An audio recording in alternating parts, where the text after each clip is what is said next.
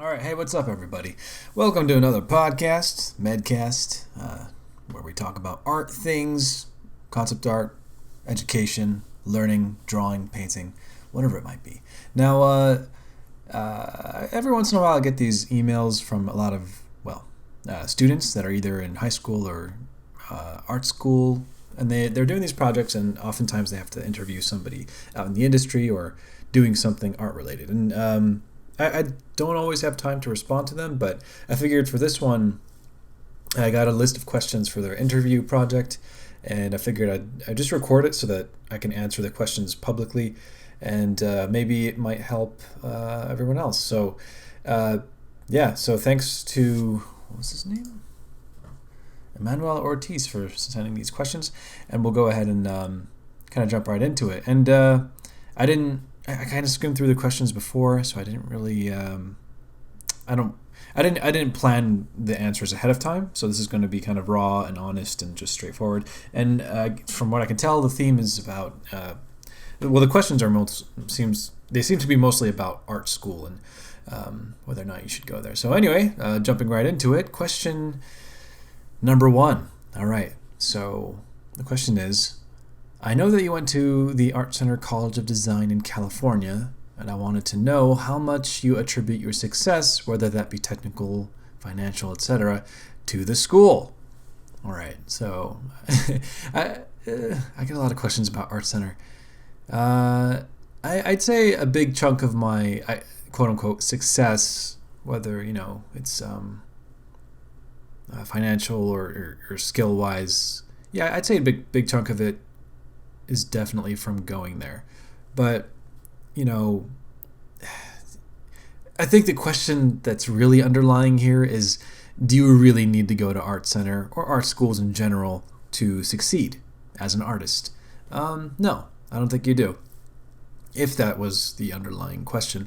Because there's so many different options now. Like, okay, well, what are the pros and cons of going to art school, specifically Art Center, because I'm not too familiar with other places like Cal Arts or Ringling or RISD, but I can speak for Art Center. So the pros, well, I mean, you're right in the middle of where all the stuff happens in terms of the industry. You have a lot of film, a lot of animation, a lot of video game companies all out here, so you're kind of if you're closer to the stuff that's happening, you have more access to the teachers who are from those companies, because most of the teachers, at least in entertainment design, which is what I graduated from as well as taught in, are in the industry, and they're teaching there on their free time, and they're kind of they know what they're talking about because they're working, and so it's actually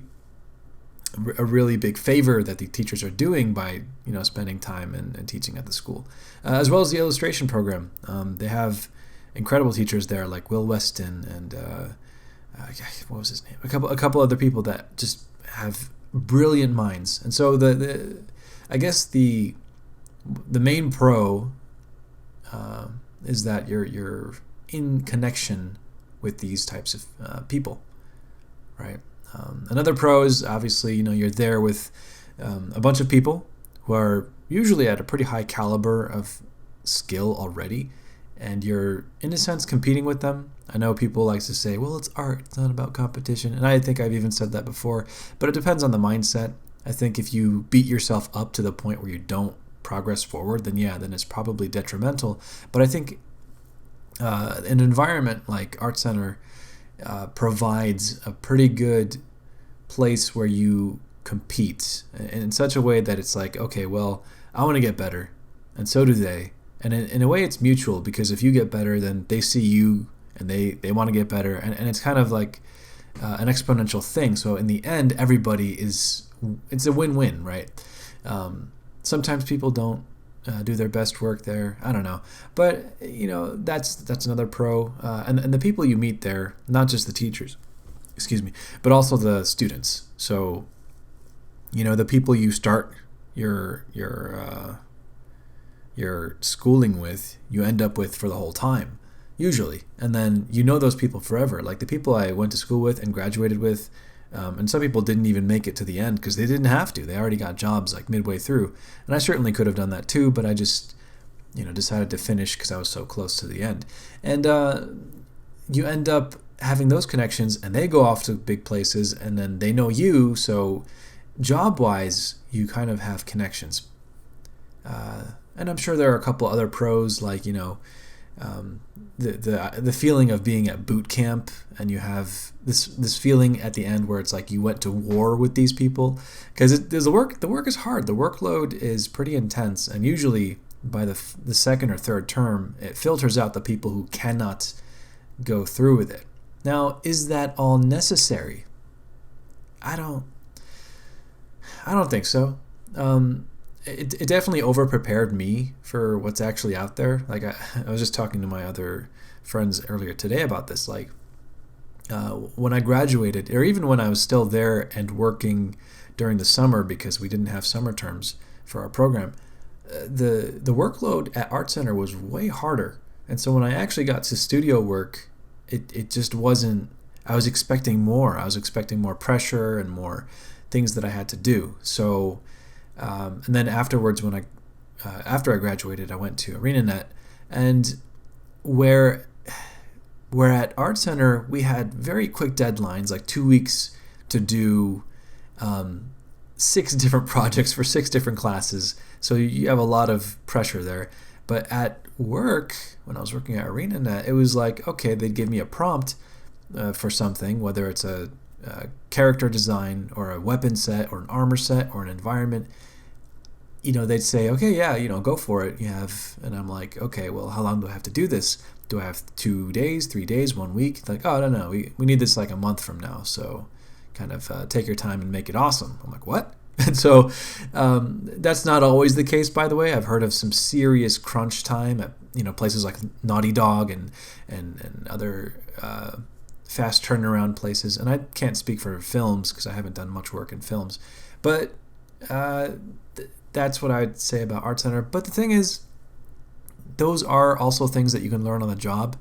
And another pro is learning to present for yourself, like standing up and presenting your work and figuring out the best and most effective way to pitch an idea. Because, when I was at the school, a lot of our projects we had to present, and we didn't have much time to do it. It's like you spent weeks on this one project, and then when you go to present it, they don't give you more than like 2 minutes, and if you go over, they might let you keep going, well, depending on the class and the teachers, but they'll nail you and say, you lost my interest. I didn't care about anything you said after 30 seconds in, so work on that, right? And so being able to condense all the important information into like a log line was something I learned there. Now, going back to what I said, do you need this? I mean, is Art Center and art schools the only place to learn? No, because nowadays you have so many other options. Like we didn't have the same options we do today, and so like things like CGMA or other online classes like Schoolism, the Bobby Chu school, and then you have more in-person schools like Brainstorm and CDA, Concept Design Academy. You have workshops and places like LAFA, which is I think LA something figure art something. But the thing is, nowadays you can cherry pick and choose the things that you want to learn specifically. Like, which is why lately people who ask me what they should do because they want to apply to Art Center, and I say, okay, well, what do you want in the end? Do you want a degree? Do you for real want that? Because you don't need a degree to succeed in this industry. Let me just put that out there now. You do not need a degree. People with a degree but have a bad portfolio don't exactly succeed. You have to have a good portfolio. I'd say that's your number one priority. And so, if you really want that, then go to a school that offers that. Art Center gives you Bachelor's of Science in Entertainment Design. That's what I have, but no one has ever asked me for that. When I was working at places, they didn't care because they saw my work and said, hey, you can do the work, and your work suits the thing that we're doing, and that will bring us money. oh, and it's not like they're going to be looking at my work and saying, oh, this is perfect for the project we're doing. Oh, wait, do you have a degree? Like, they don't care. So you don't need a degree. But yeah, so going back to what I was saying, there's so many different options that are way cheaper. And even my current students who are at Brainstorm, who are also at Art Center, because, they can take both, I'll have conversations with them, and it always ends with me saying to them, dude, get out of Art Center. You don't need to be there. You don't need to graduate. You're already at a decent enough level. If you really want to learn things specifically, do Brainstorm, because it's like, what, $800 per class, whereas at Art Center you're paying $22,000 per semester, and you can divide up the classes and figure out the math. But that's kind of absurd. And some people might have money to burn for that. Fine, go for it.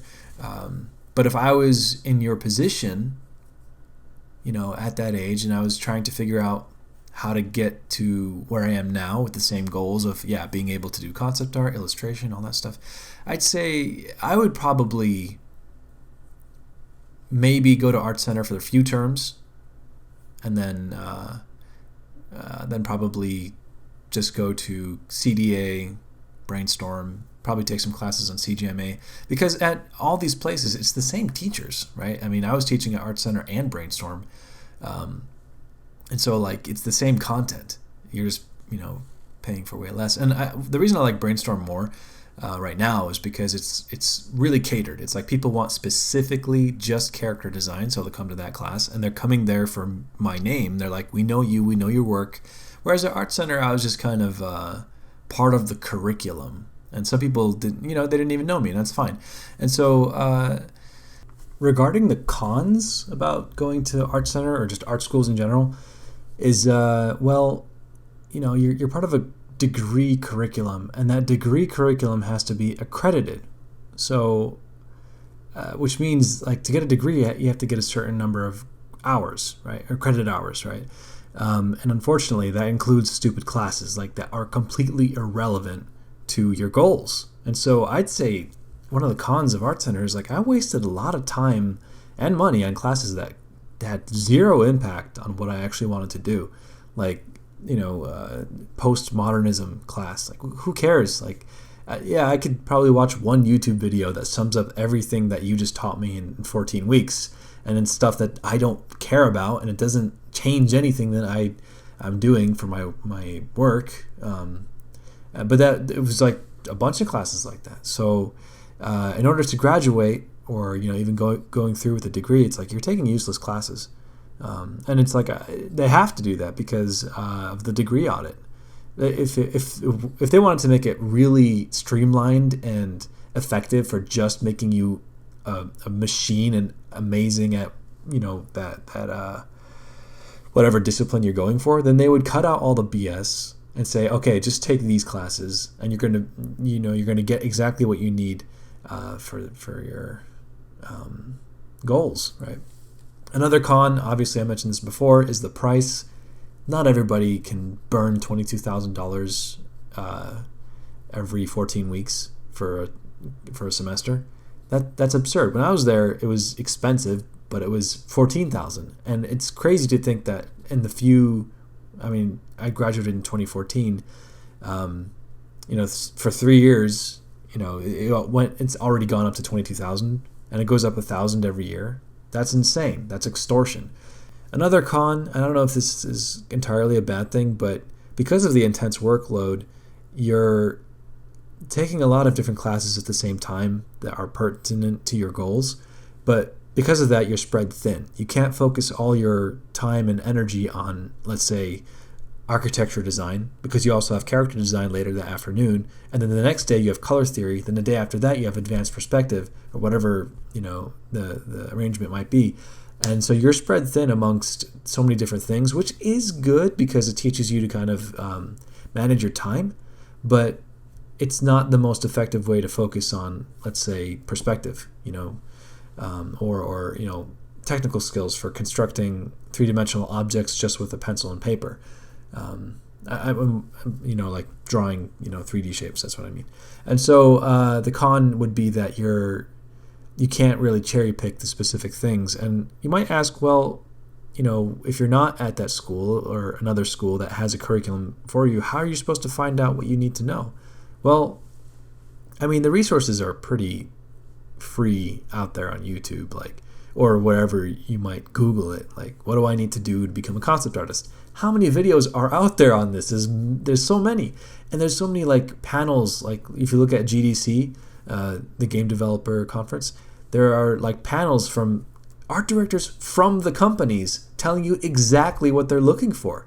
It's laid out for you. They're like, we need an artist who does this, and that. We don't care about that, and this, blah, blah, blah. We want to see this, and that. And so it's they kind of tell you. You just have to know where to look. And if you expect people to come hold your hand and guide you through everything in life, that doesn't even happen at Art Center.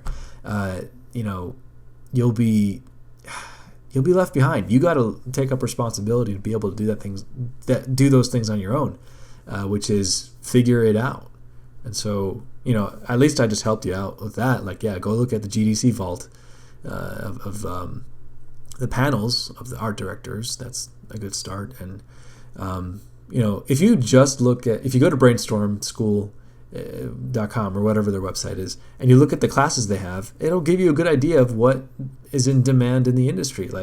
If there's a character design class, or if there's a class on world building, or a class on perspective, those are laying it out for you of what you need to learn. And if you're trying to focus only on characters, maybe you don't need the matte painting class, right? For backgrounds in movies, you don't need to take that, right? That should be obvious, right? If you're going to do characters, why would you learn to paint backgrounds? I mean, you can. It'll certainly make your work look better, but you get the point, right? It's common sense and self-explanatory at that point. If you're looking at the classes, but that also means you have to define your goals ahead of time. Plan your future. Be like, okay, what do you want to do? What do you not want to do? And what are the consequences of not, trying this out? That kind of thing. So those are the cons. I mean, I'm sure there are more, but I do want to move on. I'd say I'm spending a lot of time on the first question. So anyway, hopefully that's an adequate answer. And I know it's a bit controversial because art school and tuition and terms and all these things are a big deal.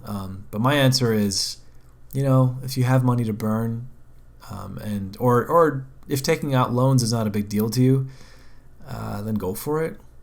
Let me say that Art Center is definitely not the way it was when I was there. I think the program, personally, I'm going to say this honestly, I think the program that I was in right now got too big. Honestly, when I was there, it was a very small program, and I think that's why it was so successful. And because of the success, everyone wanted to apply there, and that brings a lot of money to the school, obviously. But that also meant, hey, since more people want this, let's expand. And I think that's a huge mistake, because the teachers that normally could have just focused on one group of students now have to do a double amount and triple and deal with more things. And that's part of why I chose not to go back. It's too much to handle. And these teachers are working professionals. They don't have the time or energy to deal with that much. And so I think that's also why a lot of the teachers end up just going to CDA and Brainstorm. But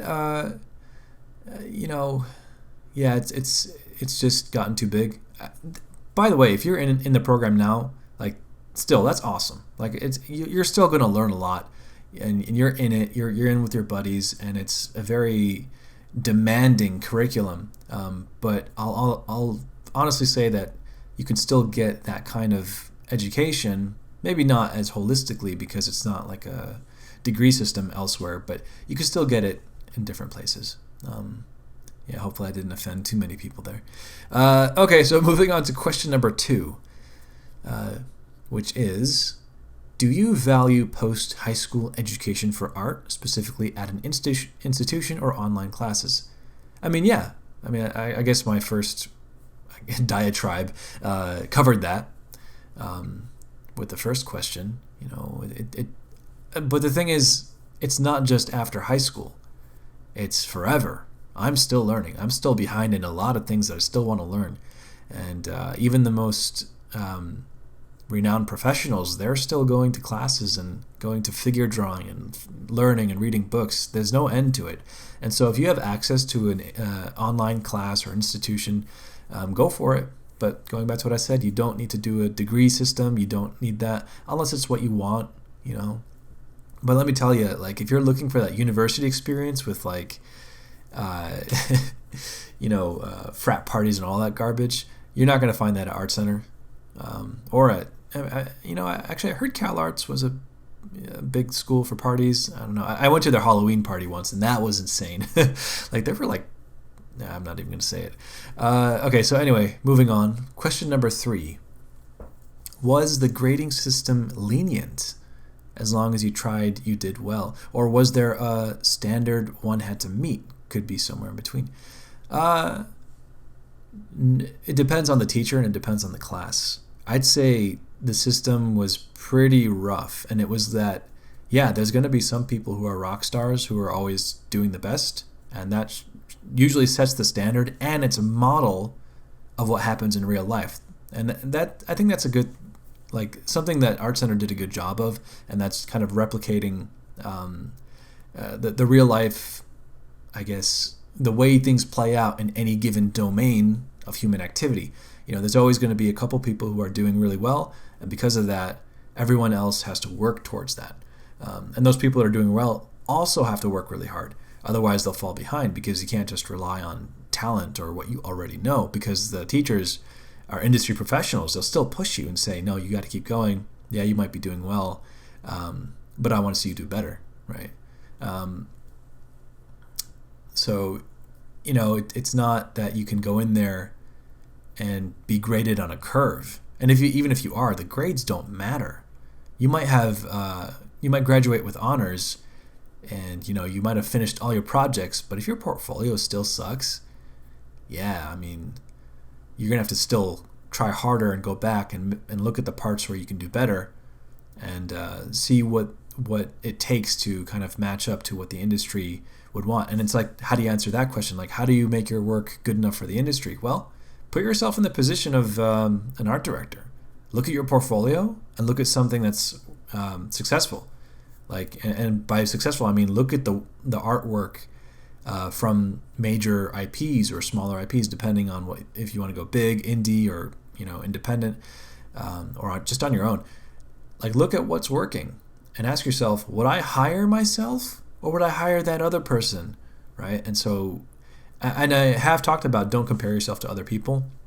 In this case, you have to, if you're going to delude yourself and have a, let's say, mediocre portfolio and say, I'm good enough, I'm not going to compare myself to others, then you have to not do that. Take a step back and say, all right, objectively, what can I do better? What can I spend one more week on to focus on? Maybe it's how I think about design, or spend a month on mastering shape design, or kind of revisiting color theory, just things to constantly always strengthen your own work. Okay. Number 4, how realistic do you think the statement, I don't need to go to a school, I can be self-taught and succeed in the industry, is? I think it's possible, absolutely, because I've seen a mix of things. I think people who probably already have talent can be more self-taught, and I've seen people go from no talent to very little skill to a lot of skill by just sheer hard work, being industrious and saying, okay, I know that I'm very behind, but I also know that for every 100 drawings, I can prove that I can get better. And so I'll do 1,000 drawings, maybe 2,000. And 2 years from now, I will be good enough, blah, blah, blah, right? And so with that kind of ambition, you can get pretty far.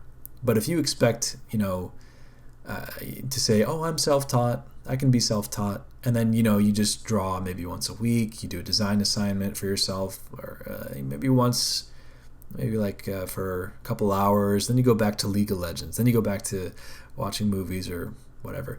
Then it's like you have to understand that the people who are succeeding are succeeding for a reason, and that means they're putting 10 times the amount of effort than you. And so you have to kind of answer back to that and say, well, I'm going to work 20 times as hard. And it's difficult to kind of look at it this way because, you think art, you think, painting and drawing and using your imagination to make beautiful worlds. That's supposed to be a fun thing, right? That's supposed to be enjoyable. And then hard work is kind of miserable sometimes. You're going to have a lot of lows, especially when you fail, and you have to fail. You have to fail on purpose, because if you do that, then you can at least identify where you failed and work on that.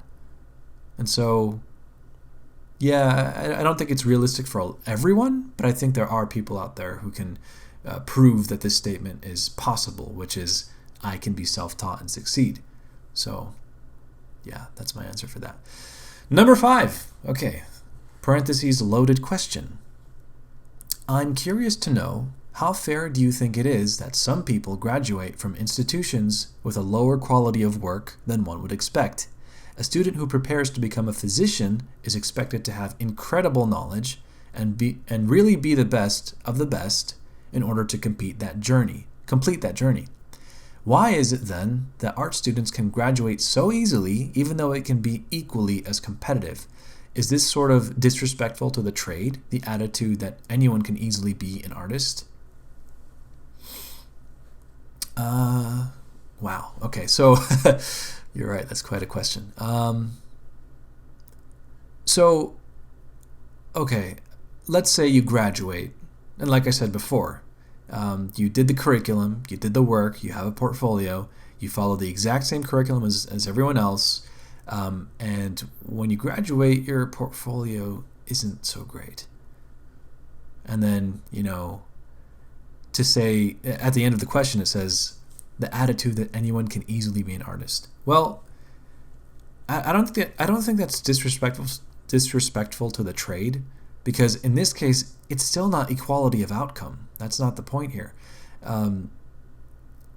You have to, even if you graduate with a degree and, a portfolio that's a result of following what everyone else did, the reward isn't being called an artist. The reward is having some kind of success with it. And so, to answer your question, I don't think it's it even matters that somebody can be called an artist from graduating or going to a school, because, and with your example with being a doctor or a physician, yeah, they have to be incredible. They have to have incredible knowledge, and they have to be they have to understand biochemistry and all the anatomical things that you need to know, and depending on the focus, I guess. I'm not a doctor, so I don't know all the lingo, but yeah, you have to prove that you're competent. Otherwise, people's lives are at stake. And so with art, you also have to be competent. In this case, the parameters are different. In this case, it's like, okay, can you provide value one way or another to other people? And if you can't, then how can you possibly succeed? And the value might be, oh, hey, I'm somebody who can think of an idea, sketch it out, and make it easy to understand and get people excited about it. That might be the job of a concept artist. By the way, as a concept artist, you don't have to be a painter. A concept artist, it's in the name. It's coming up with a concept and then conveying it. But maybe the value you can offer is the opposite, or not the opposite, but tangential, which is illustration and painting. Maybe that's your value, but you also have to be really good at it. Maybe, basically, when people look at your portfolio, they have to feel like, okay, this person provides a lot of value, because if I hire this person, they can make my project look amazing. And so, yeah, I'm hoping that answered your question. I'm hoping that I even understood your question properly. But that's that. Anyway, moving on to the next one. Number 6. Question number 6. Compared to the past, especially before the modern age, art was a craft that requires extreme dedication and study to really consider yourself an artist. How do you feel about everyone being able to call themselves artists? Well, I guess this goes back to the previous thing. I mean, it's just a label. It doesn't matter. You can call yourself an artist and you have, let's say, 20% of the skill of the best artists. Fine, cool, whatever, but it goes back to what value can you provide. And by the way, when I say value, it doesn't always mean like, oh, you can get hired, or oh, you can get a job, or oh, it's worth this many dollars. But value could also be your impact on what your art does for people. Can you move people with your art? Can you make them feel a certain thing? Can you tell a story? Is it possible that the art that you do makes a difference in the life of someone else? Whether it's a fun video game, or if it's something that's deeper, that's kind of answering the questions of life that are existential. I don't know, something like that. When I think artist, I don't know, it's kind of like thrown around like, craftsmanship. Do you even need to be a good craftsman or a draftsman to be an artist at all? I don't know. Here's my, I guess, rudimentary definition of artist. I think to be an artist, and I think anyone could do this, to be an artist is to access your core, authentic, true self, whatever that might be, and express it somehow. So when I think, Michelangelo, I don't think artist. I think craftsman. I think painter or sculptor. You could call him an artist, but I don't know. Art has taken on a completely different meaning in our age. So sometimes when people ask me what I do, I say, yeah, I'm a concept designer. I don't even put artist in there because that I don't think I need to. Or sometimes I'll say, yeah, I'm an illustrator or a painter, depending on the conversation, because some people just don't understand what concept design is, or that kind of stuff. I'll say like, yeah, I'm a concept artist. I paint, ideas. Like, oh, so do you design websites or something? Like, is it like logos? Like, yeah, sure. Yeah, I design websites. Oh God. Anyway, I don't like the idea of, because the end of this question, it says, how do you feel about everyone being able to call themselves artists? That comes from a position of, at least what it sounds like to me, of elitism. Like, art should be only, the label artist should only be applied to those who are extremely dedicated and, the elites of the craft, which is, I don't have a problem with identifying the best of the best and saying, yeah, these guys are really great painters, or she's an amazing sculptor, or things like that. Like I just think like when you put yourself or put people in a group and saying, yeah, only they can be considered artists, that's kind of stupid. So yeah, I honestly, I'd say drop the idea of identity altogether, because identity itself is, especially nowadays, such a silly thing, because you could pretty much claim whatever you want to be and say and demand that the world validates it, which I think is so dumb. And so to be like, oh, I'm an artist and I demand that you validate this because I went to school and I can draw this and that. Like, nah, who cares, man? I'd say identity should be a reflection of your utility. Like, what is it that you do? You're a doctor. Okay, that's your identity. You're a doctor. Let's say you're an illustrator. Cool. You illustrate. You're a painter. You craft things. So, but to take on the label of an artist just to be a part of a group or group identity, yeah, that doesn't matter. Anyway, I'm not attacking you, by the way, the author of this question. And you may even be playing devil's advocate. I don't know. Anyway, so moving on to question number 7. This is not really related to art school. Well, it could be, actually. So number 7. Do you experience a lot of art theft? If so, how often do you think it occurs? Well, it's happened to me blatantly. It happened like maybe twice, where someone took my work, put their name on it, and claimed it as their own. It didn't even bother me that much. It was kind of funny, actually. I'm like, really? You think this is going to work? Like, my art's everywhere.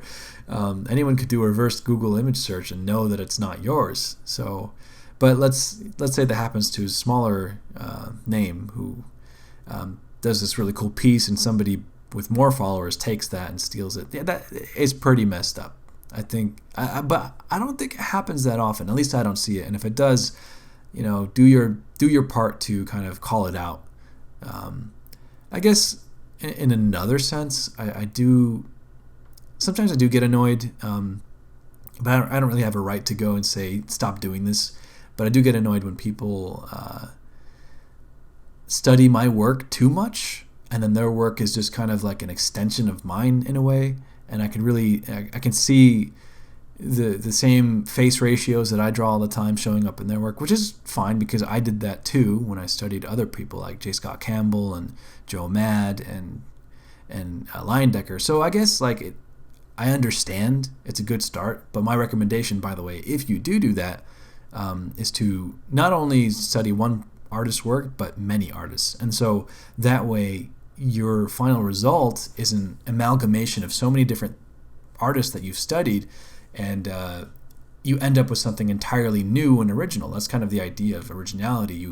There's no such thing as a purely original idea. I mean, I'm sure there is, but the idea is that you take parts of different things, and then the result is something new, even though you know that it's parts of this, parts of that, parts of this, and then you kind of bring light to something unexpected because people haven't seen that before. Anyway, so that's kind of my answer for that. I can't wait to look back at this podcast like 4 years from now, 5 years from now, and think how silly my own answers are. I already feel that way about my older videos. I'm like, wow, I was an idiot. So anyway, that's my preemptive covering my own trail here. All right, so question number 8. Seeing as you've worked in the industry for some time, what is your overall experience? Do you like it? Is it stable? All right, well, how long have I been working in the quote-unquote industry? Well, the thing is, I started working when I was still in my second term at Art Center, during the summers and for internships, and working at Rhythm and Hues over the summer, where when I was doing VFX for movies. At the time, it was what was that movie? Snow White and the Huntsman. Horrible movie, but I had the pleasure of working on the whole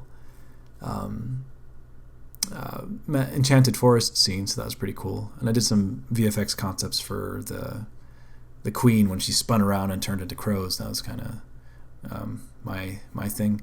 But funny enough, I didn't get credited for that because I guess because I was an intern, which is what the heck. I need to contact them about that. Anyway, who cares? I don't want my name on that movie anyway. So it was overall a great experience. I mean, going from VFX to theme park design and illustration to a couple freelance gigs here and there that were similar to what's it called, theme park design, but more museum experience design.